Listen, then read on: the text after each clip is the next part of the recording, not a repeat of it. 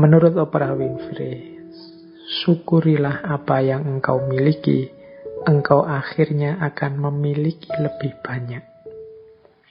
Kalau engkau hanya memperhatikan apa yang belum engkau miliki, engkau tidak akan pernah merasa cukup.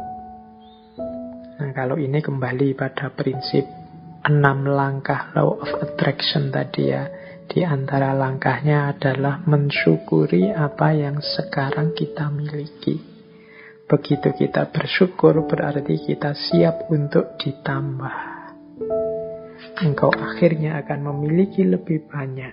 Banyak di antara kita yang tidak bersyukur. Yang jadi fokus pikiran kita apakah adalah apa yang kita tidak punya. Padahal yo pinter, IP-nya tinggi, dicintai dosen-dosennya, tapi hanya gara-gara tidak punya pacar, tiap hari sumpek mikir tidak punya pacar ini saja. Padahal ya istrinya cantik, padahal ya kaya raya, padahal ya hidupnya terjamin semuanya.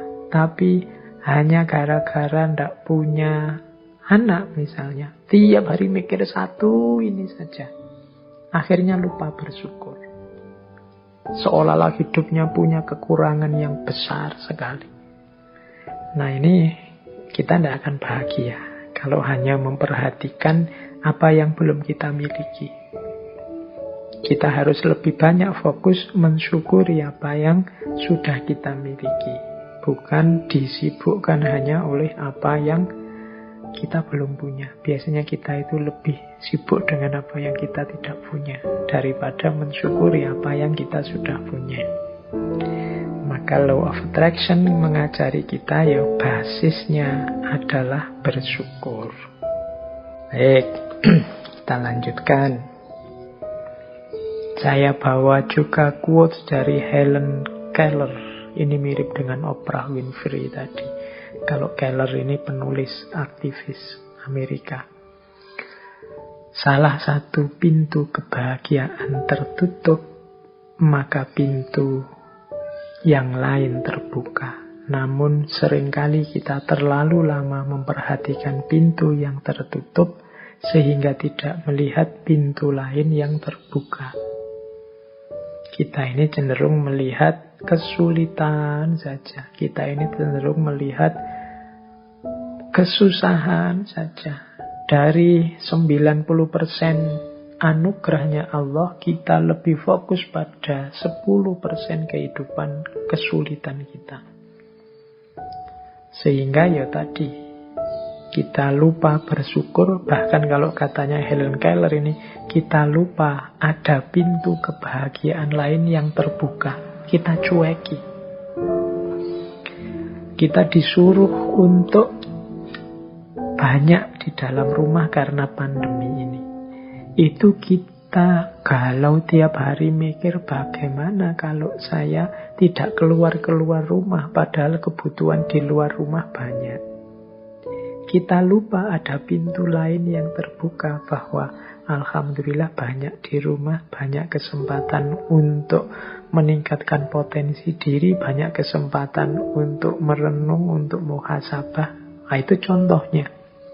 Tapi kita lupa dengan anugerah kesempatan ini karena kita melihat ada kesempatan sebelumnya yang tertutup. Kesempatan kita untuk jalan-jalan keluar memang tertutup, tapi kesempatan untuk introspeksi, nambah ilmu, terbuka lebar-lebar sekarang.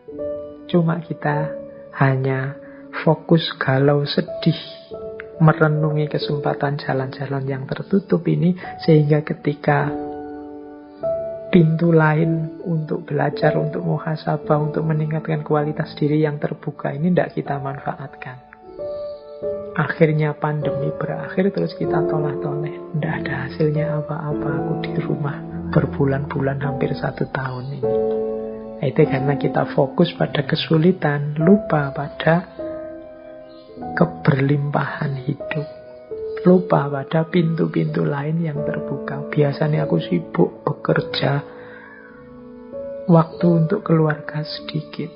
sekarang disuruh di rumah. Waktu untuk keluarga harusnya banyak, tapi tidak termanfaatkan dengan baik karena aku repot kerja di rumah, repot menggelisahi, tidak bisa kerja keluar rumah. Akhirnya anugerah yang terbuka itu tidak termanfaatkan. Jadi saat satu pintu kebahagiaan tertutup, pintu yang lain terbuka.